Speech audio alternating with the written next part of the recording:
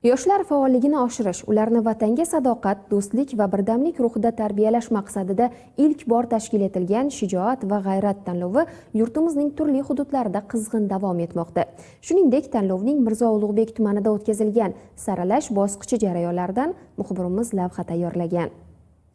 Mirzo Ulug'bek tumanidagi Qurolli Kuchlar akademiyasida davlatimiz rahbari tomonidan ilgari surilgan Shijoat va g'ayrat tanlovining tuman bosqichi bo'lib o'tdi. Saralash bosqichlaridan o'tgan yoshlar o'zaro kuch sinashishdi. Dastlab jamoalar saf tortishdi, undan so'ng rahbariyat ushbu tadbir munosabati bilan yoshlarga o'z tabrigini yo'lladi. Qurolli Kuchlar akademiyasining harbiy orkestri ishtirokida yurtimiz madhiyasi ijro etildi. Undan so'ng yoshlar musobaqa o'tkazish uchun belgilangan joyga yo'l oldilar.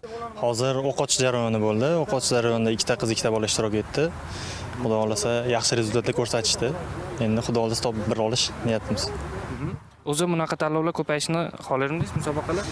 Albatta, ko'payishi tarafdoriman, chunki bu yosh avlodni qo'llab-quvvatlash birinchidan, ikkinchidan harbiy ruhni, vatanparvarlik ruhini mustahkamlash. Jamoalar 6 ta shart asosida g'oliblik uchun bellashadilar. Uzoq va qisqa masofaga yugurish, granatani uloqtirish, merganlik bellashuvi, turnikda tortilish va press qilish.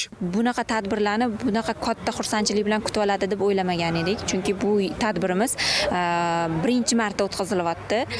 Bu yillik hisobidan prezidentimiz, yurtboshimiz Mirziyoyev Shavkat Miromonovich tomonidan 14-fevral kuni yoshlar bilan ochiq muloqot shaklida o'tkazilgan video selektorda aynan o'zlari tashabbus ko'rsatganlari ushbu tadbirda yoshlarimizni juda ham katta qiziqish uyg'otdi.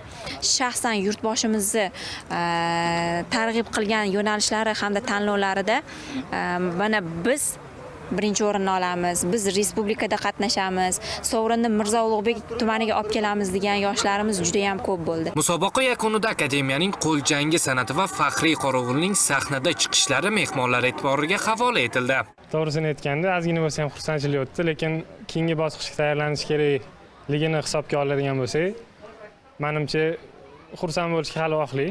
Chunki keyinchalik yana shahar bosqichida ham yetishimiz kerak. Natijalarga ko'ra birinchi o'rinni Jasorat mahallasi, ikkinchi o'rinni Azamat mahallasi, uchinchi o'rinni Yangi Olmachi mahallasining yoshlari qo'lga kiritishdi.